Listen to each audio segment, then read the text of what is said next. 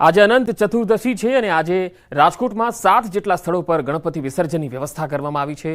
ગણપતિ વિસર્જનને લઈ 3 ડીસીપી સહિત 1500 જેટલા પોલીસ અધિકારીઓ, કર્મચારીઓ, ટ્રાફિક બ્રિગેડ, જીઆરડીના જવાનો લોકોની સુરક્ષામાં તૈનાત કરાયા। કોઈ અનિચ્છનીય બનાવ ન બને તે માટે ફાયર વિભાગ સહિત તરવૈયાઓ પણ તમામ સ્થળે ઉપસ્થિત રખાયા।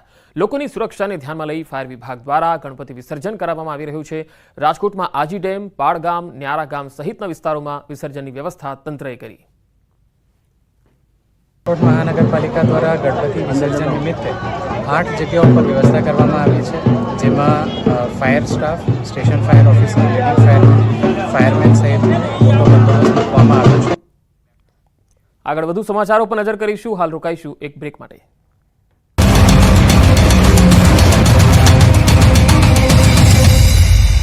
સર, બેરીપુલ 75મા વર્ષની ઉજવણીના ભાગરૂપે ભૂતનાથ મંદિરમાં હવન કરાશે। ભૂતનાથ મંદિરમાં 75 કુંડી યજ્ઞનું આયોજન કરાયું છે, જેમાં પીએમ મોદીના સ્વસ્થ નિરોગી જીવન માટે પ્રાર્થના કરાશે। આ હવનમાં તમામ વર્ણના 75 યુગલો ભાગ લેશે। મંદિરના મહંત મહેશગીરી બાપુએ જૂનાગઢની તમામ જનતાને યજ્ઞનો લાભ લેવા નિમંત્રણ આપ્યું છે। હવે ધોરાજીની સફુરા નદીમાં પણ મગરના ધામા જોવા મળી રહ્યા છે। વડોદરાની વિશ્વામિત્રી તો મગરની નદી છે। હવે ધોરાજીની સફુરા નદીમાં મગરોએ ધામા નાખ્યા। 4 દિવસમાં બીજી વાર મગરે સફુરા નદીમાં ડૂબકી મારતા લોકોમાં ભયનો માહોલ છવાયો છે। ઉપરવાસમાં પાણીની આવકની સાથે ધોરાજીની સફુરા નદીમાં મહાકાય મગર આવી ચડ્યા છે। આ અંગેની લોકોને જાણ થતાં તુરંત વન વિભાગની જાણ કરાઈ હતી। વન વિભાગની ટીમે સફુરા નદી કાંઠે પહોંચી કલાકોની મહેનત બાદ મહાકાય મગરનું રેસ્ક્યુ કર્યું હતું। મહાકાય મગરને ફોરેસ્ટ વિભાગ દ્વારા સલામત સ્થળે મુક્ત કરાયો। મગરને પકડી લેતા લોકોએ રાહતનો શ્વાસ લીધો। ગુરુવારે પણ ધોરાજીના ખાડા વિસ્તારના તળાવમાં મગરો જોવા મળતા સ્થાનિકોમાં ફફડાટ ફેલાયો હતો। ફરેણી રોડ પર આવેલા ખાડા વિસ્તારના તળાવમાં 2 થી 3 મહાકાય મગર જોવા મળ્યા। મગર દેખાતા દહેશતનો માહોલ હતો। ગીર સોમનાથમાં માછલી ભરેલું ટેન્કર પલટ્યું। રોડ પર માછલીની રેલમછેલ। ગીર સોમનાથના કોડી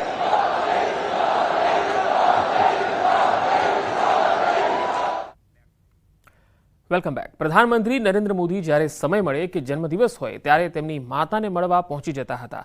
અત્યારે હીરાબા ભલે હયાત ન હોય, પરંતુ તેઓએ પીએમ મોદીના દરેક પરિવર્તનકારી નિર્ણયોમાં એક નાગરિક તરીકે સમર્થન આપ્યું હતું। માતા અને પુત્રની જ્યારે મિલન થાય છે ત્યારે પરસ્પર સ્નેહની અદ્ભુત તસવીરો પણ સામે આવી છે। પોતાના પુત્રના સંઘર્ષપૂર્ણ જીવનથી પ્રધાનમંત્રી સુધીની સફર માતા હીરાબાએ એકદમ નજીકથી જોઈ, અને કદાચ એટલે જ પીએમ મોદી અને માતા હીરાબા વચ્ચે અનોખું અને મજબૂત બોન્ડિંગ હતું। मैं भी एक सामान्य परिवार से हूं।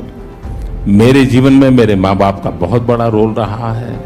अब जब हम छोटे थे तो हमारा गुजारा करने के लिए अड़ोस पड़ोस के घरों में बर्तन साफ करना,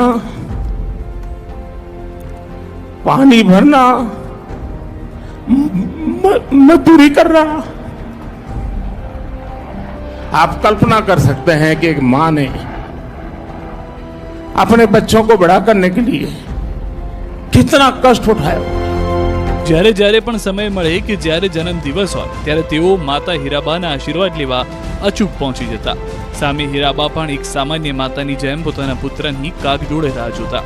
જ્યારે માતા પુત્રનું મિલન થાય ત્યારે પરસ્પર સ્નેહની અદ્ભુત તસવીરો પણ સમગ્ર દેશે જોઈ છે। પીએમ મોદી જ્યારે હીરાબાને મળે ત્યારે તેઓ વહાલથી માથે હાથ ફેરવતા અને આશીર્વાદ આપતા। સાથે જ જન્મ દિવસે પીએમ મોદીને કંઈક ને કંઈક વસ્તુ જરૂરથી આપતા। જો કે આ વખતના પીએમ મોદીના જન્મ દિવસે માતા હીરાબા નથી, પરંતુ માતા પ્રત્યેનો તેઓનો અતૂટ પ્રેમ આજે પણ સંભારણા સમાન વાગોળી શકાય એવો છે। પરિવાર માટેનું એમને પરિવારની સાથે રહેતા નહોતા, પરંતુ એમના જે સંસ્કાર હતા એ આપણે છેક સુધી જોયા। એમના માતાજીને તેઓ મુખ્યમંત્રી હતા એની પહેલાં પણ અને એ પછી પ્રધાનમંત્રી થયા પછી પણ જ્યારે પણ એમનો જન્મદિવસ આવે ત્યારે માતાજીના આશીર્વાદ અચૂક લેતા હતા।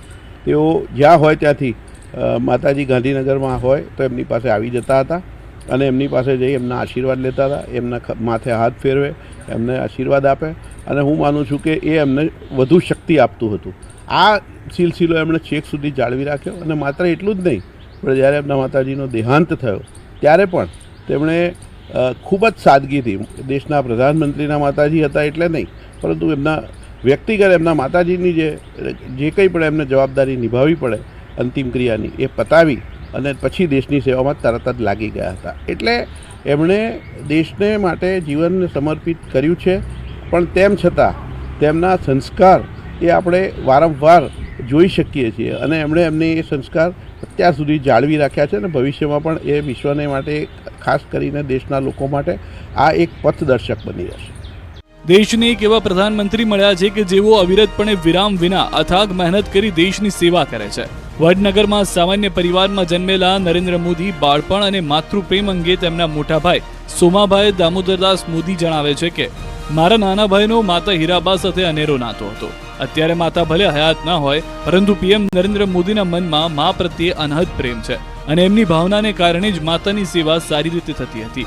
આ શબ્દો પીએમ મોદીના મોટા ભાઈ સોમાભાઈ મોદીના છે. મા પ્રત્યેનો પ્રેમ હોય ને એ અક્ષર જ્યારે જ્યારે ગુજરાત આવતા હતા, ગુજરાતના સીએમ હતા, તો એ મદનને દર મહિને મળવા જતા હતા. એટલે એ વિયોગ ઊભો થઈ ગયો હતો. એ તો કુદરતની લીલા છે.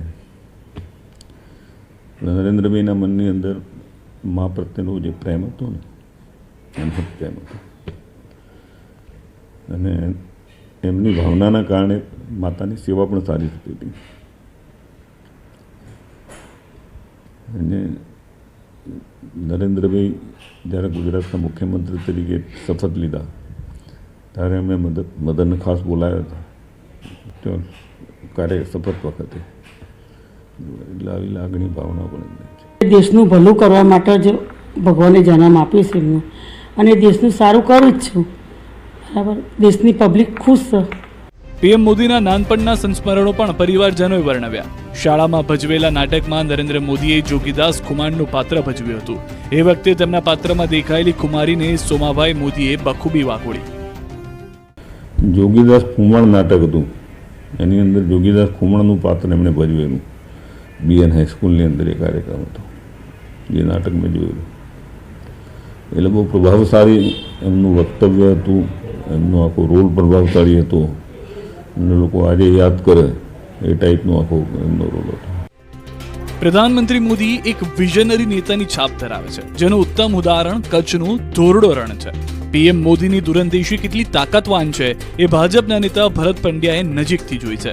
કચ્છના સફેદ રણને પીએમ મોદીને વૈશ્વિક ઓળખ કેવી રીતે અપાવી તેની રસપ્રદ વાત ભરત પંડ્યાએ કરી. નરેન્દ્રભાઈ એક વિઝનરી વ્યક્તિત્વ છે. એમનું વિઝન, એક્શન અને મિશન ક્લિયર હોય છે. એક કચ્છના રણોત્સવ દાખલા તરીકે એનો એક પ્રસંગ તમને યાદ કરું.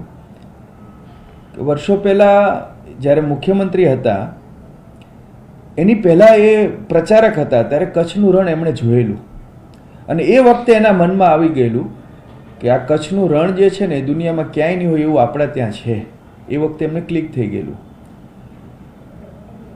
મુખ્યમંત્રી બન્યા પછી એમણે માત્ર ને માત્ર દેશના વિકાસને જ પ્રાયોરિટી આપતા પીએમ મોદી સૌના નેતા તરીકે પણ ઓળખાયા. આ અંગે વાત કરતા ભરત પંડ્યાએ જણાવ્યું કે મુખ્યમંત્રી બન્યા ત્યારે સૌનો સાથ, સૌનો વિકાસ સૂત્ર આપ્યું. પીએમ બન્યા ત્યારે સૌનો વિશ્વાસ અને સૌનો પ્રયાસ ઉમેરાયો. આમ 44 વર્ષમાં સૌનો શબ્દ તેમનું કૃતિ અને કર્મ રહ્યું.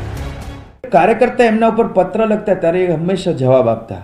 આમ એમનું પહેલેથી જ જવાબદેહી વ્યક્તિત્વ છે. તો એ પત્ર લખતા ત્યારે નીચે છેલ્લે લિખિતનમાં સૌનો નરેન્દ્ર મોદી કહેતા. એ વર્ષોથી અને આજે પણ તમે સબકા નરેન્દ્ર મોદી, સૌનો નરેન્દ્ર મોદી એ પત્રમાં લખતા હોય છે. હવે તમે જોજો, આ સૌનો જે નરેન્દ્ર મોદી છે પછી એ સંગઠન ભારતીય જનતા પાર્ટીમાં આવ્યા તો એ વખતે એક સૂત્ર બન્યું,